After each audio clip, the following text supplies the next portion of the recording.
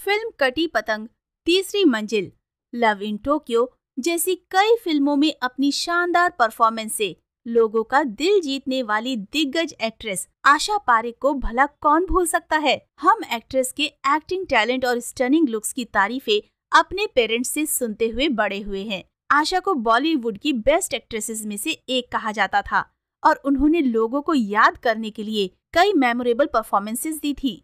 सिर्फ प्रोफेशनल ही नहीं बल्कि उनकी पर्सनल लाइफ भी काफी लाइमलाइट में रही है। उस दौर में जब अविवाहित महिलाओं को फैमिली में बोझ माना जाता था, तब आशा ने अपने दिल की सुनी और अपना सिंगलहुड एंजॉय किया। वो कई लोगों के लिए इंस्पिरेशन थी और आज भी हैं। तो आइए आज आपको आशा पारेख की लव लाइफ के बारे में बताते हैं। आशा पारेख एक गुजराती फैमिली से ताल्लुक रखती थी और उनका जन्म 2 अक्टूबर 1942 को हुआ था। उनकी मां सलमा पारेख एक बोहरा मुस्लिम थी और उनके पिता बच्चू भाई पारेख एक हिंदू गुजराती थे। आशा की मां सलमा अपनी बेटी को एक अच्छा डांसर बनाना चाहती थी, इसलिए उन्होंने आशा का डांस इंस्टीट्यूट में दाखिला करा दिया। उन्होंने डांस की तालीम एक फेमस डांस टीचर पंडित बंसीलाल भारती से भी ली है। इस वजह से आशा डांस में परफेक्ट हो गई और विदेश में भी डांस शोज करने जाने लगी। आशा ने फिल्म मां से बतौर चाइल्ड आर्टिस्ट साल 1952 में अपनी फिल्म करियर की शुरुआत की।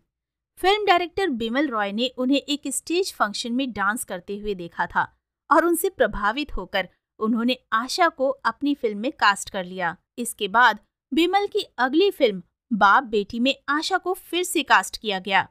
हालांकि ये फिल्म नहीं चल पाई और कुछ चाइल्ड रोल करने के बाद आशा ने फिल्म इंडस्ट्री को अलविदा कह दिया।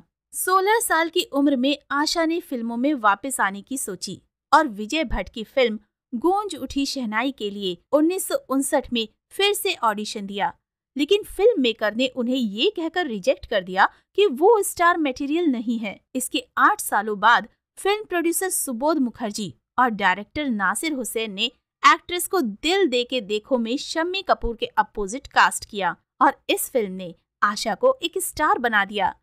इसके बाद एक्ट्रेस ने कई बेहतरीन फिल्में बॉलीवुड को दी। एक्टिंग के अलावा आशा एक टेलीविजन डायरेक्टर और सेंसर बोर्ड की पहली फीमेल चेयरपर्सन भी रह चुकी हैं। आशा पारेख के लव अफेयर्स। आशा ने अपनी पूरी जिंदगी एक अविवाहित महिला के रूप में गुजारी है। हालांकि इस दौरान उनका नाम कई लोगों के साथ जोड़ा गया। अपने कुछ लव अफेयर्स के बारे में तो आशा ने खुलकर अपने इंटरव्यूज में बात भी की है। आशा ने वॉर मैगजीन को दिए अपने इंटरव्यू में बताया था कि मैं एक बार यूएस के एक प्रोफेसर के साथ शादी के बंधन में बंधने के काफी करीब थी।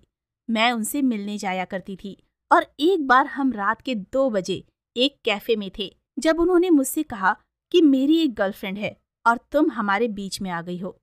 ये सुनकर उस दौरान मेरे होश उड़ गए थे।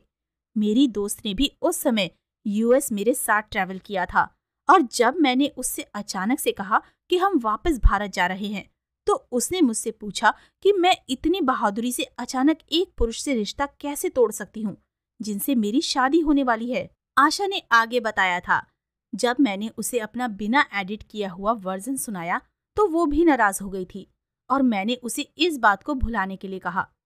कुछ महीनों बाद यूएस वाले प्रोफेसर का जन्मदिन आया और मैंने उन्हें अपने रिलेशनशिप को दूसरा शॉट देने के लिए गिफ्ट्स भेजे।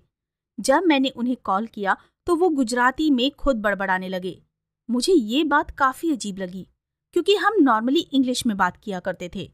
तब मुझे पता चला कि वो अपनी गर्लफ्रेंड के साथ उस समय बेड पर थे।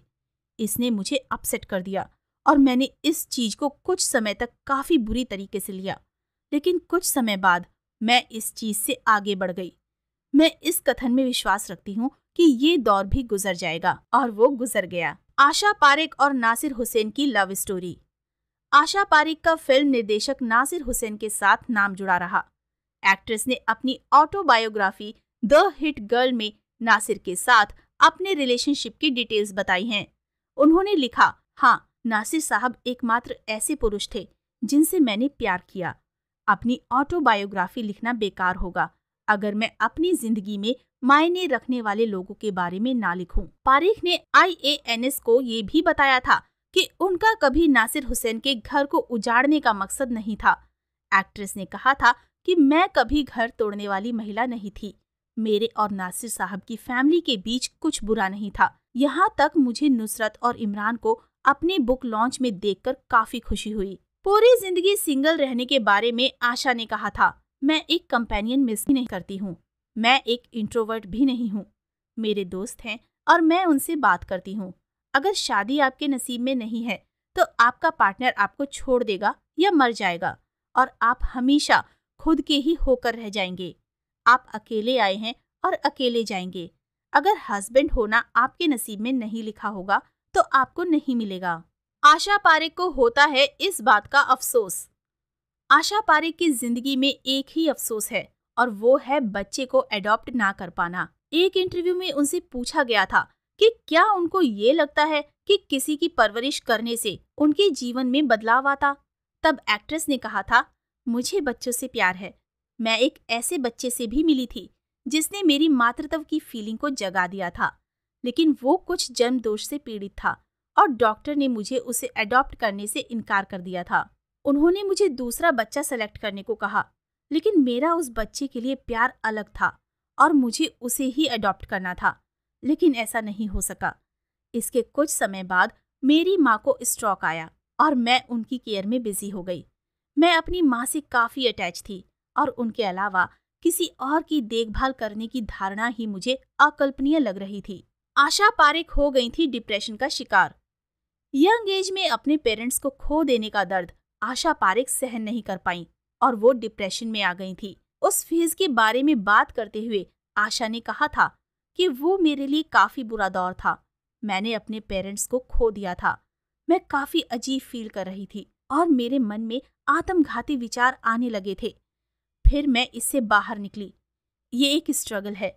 मुझे इससे बाहर निकलने में डॉक्टर्स की मदद लेनी पड़ी थी। उन्होंने आगे कहा था, ये काफी अकेलापन है। आप हमेशा अकेले रहते हो। मैं काफी लकी थी कि मेरे इतने लवली पेरेंट्स मेरे साथ थे। मेरी माँ मेरे करियर का बैकबोन थी, तो उनको खोने के बाद मैं डिप्रेशन में आ गई थी। ये काफी बड़ा रिलीफ है कि वो फेज खत्म हो चुका है। वहीं जाते जाते आपको आशा पारेख का एक मजेदार किस्सा भी बताते हैं। आपको बता दें कि आशा पारेख की पॉपुलैरिटी एक समय फैंस के बीच इस कदर थी कि एक्ट्रेस जहां जाती वहां फैंस की अच्छी खासी भीड़ लग जाया करती थी। ये किस्सा खुद आशा पारेख ने एक चैट शो के दौरान सुनाया था। एक्ट्रेस ने बताया था कि यूं तो उनके कई फैंस थे, लेकिन एक फैन ऐसा था जिसकी वजह से उन्हें काफी परेशान होना पड़ा था। किस्सा कुछ यूं है कि एक्ट्रेस से मिलने उनकी बिल्डिंग के बाहर अक्सर कई फैंस आया करते थे। इनमें से एक फैन ऐसा भी था जिसने एक्ट्रेस की बिल्डिंग के बाहर ही डेरा डाल दिया था। कुछ दिनों तक जब ये फैन आशा पारेख की बिल्डिंग के बाहर से नहीं गया, तो इसी बिल्डिंग में रहने वाले कुछ लोगों ने इस फैन को वहां से चले जाने के लिए कहा।